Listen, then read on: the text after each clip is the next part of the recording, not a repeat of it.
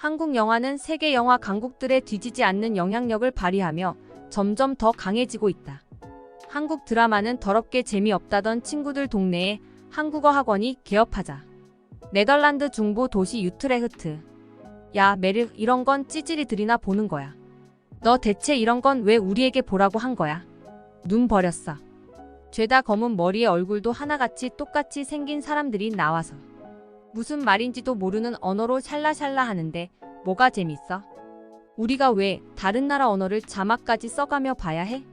난 이해가 안 돼. 네덜란드의 중부 도시인 유트레흐트에서는 친구들로 보이는 젊은 네덜란드 여성들이 동영상을 펼쳐 보이며 한국의 문화 콘텐츠에 대해서 이야기하고 있습니다. 그런데 한 여성을 제외한 다른 친구들은 한국 문화에 대해 회의적인 반응을 보이고 있는데요. 얼마 후 이 중 한 여성이 한국으로 유학을 떠나면서 네덜란드에는 큰 파장이 일어났다고 합니다. 도대체 그들에게는 무슨 사연이 있었던 것일까요? 안녕하세요. 저는 네덜란드의 중부 도시 유트레흐트에 사는 20대 여성 메릭이라고 합니다. 제가 사는 유트레흐트는 중세시대에 건설된 많은 건축물과 근대 건축물이 공존하는 아름다운 도시인데요. 그보다 제가 가장 이 도시를 높이 평가하는 이유로 유트레흐트는 오랜 시간 동안 교육의 중심지 역할을 해왔기 때문입니다. 저는 최근 들어 한국이라는 나라에 푹 빠져 있습니다. 정확하게는 한국의 드라마와 영화 그리고 음악에 매료되어 있죠. 그것도 아주 심각한 수준으로 사랑에 빠졌습니다. 그렇지 않아도 저는 원래 드라마나 영화를 자주 즐기며 좋아했었습니다. 하지만 이번처럼 특정 국가의 문화 콘텐츠에 통으로 빠져버린 경우는 처음이죠. 좋은 것을 알면 제가 좋아하는 사람들에게 널리 알리고 싶은 충동이 일어나곤 합니다. 저 또한 마찬가지였죠. 한국의 드라마 여러 개를 섭렵하고 영화들을 수십 편을 보고 나서 저는 이 주제에 관해서 이야기를 나누고 싶었습니다. 그래서 저는 처음에는 부모님에게 한국 문화 콘텐츠를 알리기 시작했죠. 다행히 부모님은 처음에는 자막을 읽어야 하는 불편함 때문에 기피하는 듯 했지만 나중에는 한국 드라마 다른 거 더 없냐고 찾아대기 시작했습니다. 저는 부모님의 이런 반응을 보고 자신감이 생겼습니다. 부모님은 제가 처음으로 한국 문화를 전파한 손님이었고 그 손님의 반응이 대박의 조짐을 보였으니까요. 심지어 저는 네덜란드에서 아주 큰 문화 쇼킹 사태가 일어날 것이라는 확신마저 생겼습니다. 만약 그 일이 있지 않았더라면 그렇게 믿으면서 저의 인생은 지금쯤 완전히 다른 방향으로 흘러가고 있었을 겁니다. 저는 드라마나 영화를 좋아하는 만큼 친구들과 어울리는 것을 아주 좋아합니다. 그래서 저는 성별을 무시하고 많은 친구를 사귀었죠. 무릇 친구란 비슷한 취향을 가지고 있고 생각도 비슷한 경우가 많습니다. 하지만 저의 경우는 조금 달랐습니다. 그도 그럴 것이 저는 워낙 친구들에게 맞춰주는 스타일이었고 배려하는 성격인지라 취향이나 생각이 다르더라도 많은 친구를 사귀게 되었죠. 아마도 이런 점들이 저의 인생에 중요한 터닝 포인트를 만들어준 게 아닐까 싶습니다. 어느 날 저는 부모님에 이어 친구들에게까지 한국의 문화를 알리기 시작했습니다.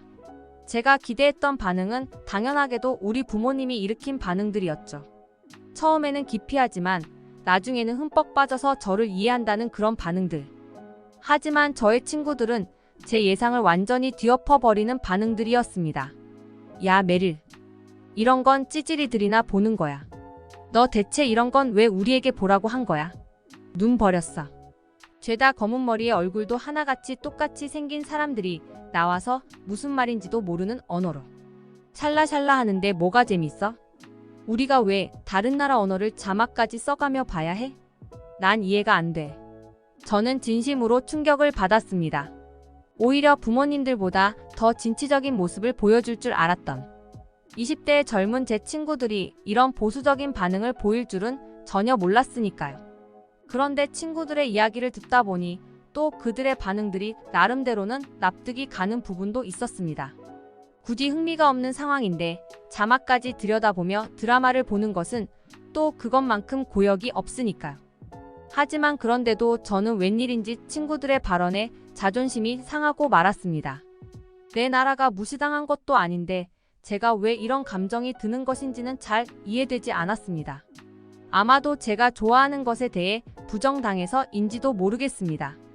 그리고 저는 그동안 그들에게 모든 것을 맞춰주는 배려심을 보였는데 그들은 저에게 하고 싶은 말들을 필터 없이 그대로 뱉어내는 것에 조금은 기분이 나빴는지도 몰랐죠. 한마디로 제가 친구들에게 무시당하고 있다는 느낌이 들었습니다. 그래서인지 제 마음속에서는 오기가 발동했습니다. 그리고 이 친구들에게 알려주고 싶었죠. 내가 제대로 본 것이라고. 한국의 문화 콘텐츠는 앞으로 세계적인 인정을 받을 것이라고 말이죠. 하지만 지금 당장 친구들 앞에서 티를 내지는 않았습니다. 그래봐야 서로 감정 싸움이나 할 것 같아서였죠. 한편으로는 보험을 들어놓은 것일 수도 있었습니다. 만약에 내가 틀렸다면? 그런 상황이 온다면 저는 모든 친구에게 웃음거리로 전락하게 될 것이 뻔했습니다. 그래서 그럴 용기는 없었던 것 같습니다. 그 일이 있고 난 이후로는 한동안 친구들을 만나지 않았습니다. 혼자서 곰곰이 생각을 정리할 필요가 있었기 때문이죠. 사실 제가 생각해도 요즘에 저는 한국의 문화 콘텐츠에 지나치게 빠져있는 경향이 있었습니다. 일상생활의 절반 이상의 시간을 한국의 문화 콘텐츠를 소비하는 데 사용을 했으니까요. 그래서 처음에는 친구들의 반응을 곱씹으며 오히려 내가 남들과는 다른 비정상인가 하는 생각을 해봤습니다. 하지만 다른 사람들과 다른 취미가 강하다고 해서 그것을 비정상으로 매도하는 건 잘못된 생각이었습니다. 그리고 확실하게 깨달은 것이 하나 있었죠. 제가 그 누구보다 한국의 문화 콘텐츠를 사랑하고 있다는 사실을 말입니다. 과연 친구들의 말대로 한국이라는 나라가 별 볼일 없는 나라인지 아니면 세계를 주도할 미래선도 국가인지 직접 판단하고 싶은 마음이 생겼습니다. 그래서 저는 인생에서 가장 큰 돌발 선택을 해버렸습니다. 엄마, 아빠, 저 유학 보내주세요. 한국에서 제대로 공부를 해보고 싶어요. 깜빡이도 켜지 않고 훅 들어간 저의 발언에 부모님은 진심으로 화들짝 놀라셨습니다. 처음에는 부모님도 이러다 말겠지 하는 눈치였죠. 대충 건성으로 제 이야기를 듣고 계시다는 게 그 반증이었습니다. 하지만 시간이 지날수록 저의 결심이 진심이라는 걸 깨달은 듯 했습니다. 그제야 부모님과 진심으로 다시 이야기를 나눴고 저는 혼신을 다해 부모님을 설득했습니다. 결국에는 저 자신을 위해 선택한 결심이라는 걸 보여줬죠. 그랬더니 부모님에게 저의 진심이 통한 것인지 결국 오케이 사인이 떨어졌습니다. 다만 유학 기간에 대해서 잠깐의 의견 불일치가 나타났습니다. 부모님은 1년만 다녀오라고 했고 저는 그 정도 기간으로는 유학하면서 뭔가를 제대로 배울 만한 유의미한 기간이 아니라고 생각해 3년을 주장했죠. 이번에도 제 설득에 부모님은 한 수 접어주는 수밖에 없었습니다. 한편으로는 부모님에게 죄송했지만 감사한 마음이 컸습니다. 아빠, 엄마, 걱정 마세요. 열심히 해서 나중에 배로 돌려드릴게요. 그리고 저는 한국으로 떠나기 전 친구들을 만나서 긴 시간 동안의 작별 인사를 나누었습니다. 친구들은 섭섭한 마음이 크다면서도 한편으로는 한국이라는 곳에 유학을 하러 가는 저에게 악담과 비슷한 말도 건넸습니다. 메릴, 넌 완전히 인생을 낭비하는 거야. 그곳에서 배울 게 뭐가 있다고 3년씩이나 유학을 하러 가겠다는 거야. 차라리 영어권 국가로 가든지 너가 한국에서 시간을 낭비하는 동안 우리들은 아마 빌딩을 지를 거야. 그만큼 격차가 벌어진다는 이야기지. 명심해, 메릴, 지금이라도 늦지 않았어. 다시 생각해봐. 사실 이때는 한국으로 떠나기 전 친구들을 만난 것이 후회가 되었습니다. 기분 좋은 한국행을 방해받는 기분이었고 철저하게 저 자신이 그리고 제 선택이 무시당하는 느낌이 들어서였죠. 그리고 제 선택이 잘못된 선택은 아닌지 스스로가 잠시였지만 흔들렸기도 해서입니다. 아직도 친구들의 저런 말들에 내 결심이 흔들리는 걸 보면 나도 참 귀가 얇은가 봐. 분명히 어느 정도 예상했는데도 이러는 걸 보면 말이야. 그렇게 찝찝함을 남긴 채 저의 한국 생활은 시작되었습니다. 가족과 친구들의 반대를 무릅쓰고 이룩해 낸 결과였죠. 제가 이런 과감함을 보여줄 수 있었던 것은 사실 믿는 구석이 하나 있어서였습니다. 온라인 한국 커뮤니티에서 알게 된 한국인 친구가 있었죠. 이 친구 덕분에 한국에 대해서 여러 가지 현지 정보들을 알 수 있었고 많은 것을 배울 수 있었습니다. 심지어 제가 만약 한국에 유학을 오게 된다면 자신이 물심양면으로 도와주겠다는 약속까지 했던 친구였죠. 이 친구 덕분에 초반에 제 한국 생활은 엄청난 속도로 적응해 나갔습니다. 만약 한국인 친구가 없었더라면 불가능한 일이었겠죠.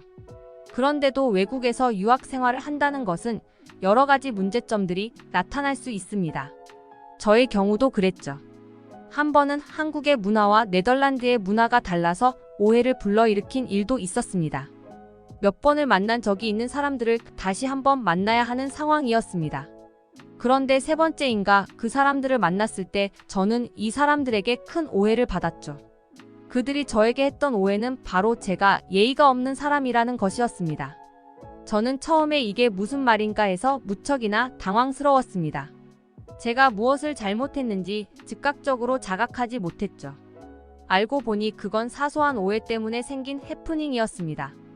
한국에서는 아주 친밀한 사이가 아니더라도 한 번이라도 본 사이면 먼저 아는 체를 하고 인사를 한다는 문화가 있었습니다. 하지만 네덜란드에서는 그런 문화가 전혀 없었기에 사람을 보고도 제대로 인사를 하지 않는다며 생겼던 에피소드였어요. 그래도 오해가 풀렸기에 망정이지 대놓고 저에게 그런 말을 하지 않고 그냥 자신들의 생각대로 오해가 지속되었다면 저의 평판이 아주 제대로 망가질 뻔했습니다. 게다가 한국어를 배우는 건 생각보다 저에게는 큰 어려움으로 다가왔습니다. 네덜란드어와 영어의 구조와는 완전히 다른 구조여서 배우기가 상당히 어렵게 느껴졌죠. 한국어 자체는 굉장히 매력적이고 효율적인 언어라는 생각했지만 그건 제가 한국어를 제대로 구사한 다음에 느낀 생각이었습니다. 외국에서 생활을 하기 위해서는 제일 첫 번째로 완수해야 할 숙제가 있습니다. 그건 바로 그 나라의 언어를 완벽하게 구사하는 일이었죠. 저 또한 한국어를 거의 완벽하게 구사하기 시작하자 한국에서의 유학 생활이 더욱 즐거워졌습니다. 한국은 사람이 살기에 너무나 좋은 환경들이 많았습니다. 인프라가 거의 완벽하게 구축되어 있었기에 모든 일이 일사천리로 진행되는 듯한 느낌을 받은 적이 많았습니다. 아마도 이건 한국인의 빨리빨리 문화가 접목된 결과물일지도 몰랐습니다. 그렇게 정신없이 한국 생활에 집중하다 보니 어느새 5년이라는 시간이 훌쩍 흘렀습니다. 사실 유학생의 신분으로 한국에서 5년이라는 시간 동안 체류하기란 어려운 일입니다. 하지만 저의 경우는 조금 특별한 경우였죠. 그렇기에 한국에서 일반적인 대학원 과정 이외에도 한국어 교육을 전문적으로 수행하는 교육기관에서 교사로 재직하면서 한국어나 한국 문화에 대한 연구를 수행하는 연구원으로 활동할 수 있었기에 비자를 통해 지금의 시간 동안 한국 체류가 가능했습니다. 원래 네덜란드에서 부모님과의 약속이었던 3년의 세월이 훌쩍 넘었기에 이제는 다시 돌아가야 했습니다. 사실 솔직하게 말하자면 개인적으로 다시 돌아가고 싶지 않았습니다. 이미 한국의 편리한 생활에 적응을 해버린 저는 네덜란드로 돌아가서 생활할 자신이 없었죠. 하지만 또 한편으로는 제가 처음에 한국에 오게 된 목적을 잊으면 안 된다는 생각에 마음을 다잡았습니다. 제가 다시 네덜란드로 돌아가서 해야 했던 그 일이 결국에는 저에게도 한국에도 이로운 일이라는 걸 잘 알기 때문입니다. 그렇게 저는 한국에서 5년이라는 시간 동안 행복하고 치열한 생활을 마치고 모국으로 돌아갔습니다. 그리고 지금의 저는 네덜란드에서 한국어 학원을 운영하고 있죠. 동양 국가인 한국의 문화라는 것은 업신여겨지고 무시당할 만한 것이 아니라는 걸 널리 알리고 싶었습니다. 그리고 제가 돌아왔을 때는 이미 어느 정도 한국의 위상이 자리 잡아가고 있는 시기였습니다. 많은 네덜란드인은 한국의 문화 콘텐츠를 즐기고 있었고 한국의 문화에 관해서 관심을 가지고 있었습니다.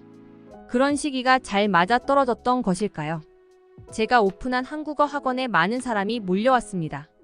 놀라운 점은 제 학원의 수강생 중에는 제가 한국을 떠나기 전에 악담하다시피 했던 친구들과 부정적인 반응을 보인 친구들도 여럿 보였다는 점이었습니다. 그들에게 심경의 변화가 생긴 것은 바로 취업 때문이었습니다. 한국어를 배우게 되면 네덜란드뿐만 아니라 다른 국가에 가서 일을 하게 되더라도 여러 기회가 생긴다는 걸 알았던 탓이죠. 참 세상 일은 한치 앞을 알지 못할 아리송함이 있는 것 같습니다. 지금까지 한국의 특별하고 감동적인 소식을 전하는 월드맵 튜브였습니다. 네덜란드인 메릴 씨의 사연 어떠셨나요? 최근에야 한국에 대해서 모르는 사람이 없을 정도로 많은 사람에게 한국의 문화 콘텐츠들이 유통되고 있습니다. 메릴 씨는 이런 한국의 가능성을 미리 알아채고 누구보다 한 발 빠르게 성공할 수 있었지 않았을까 싶습니다. 정말 심지가 깊은 유학생이었네요. 대단하네요. 그래도 나름 한국에서 고생했을 겁니다.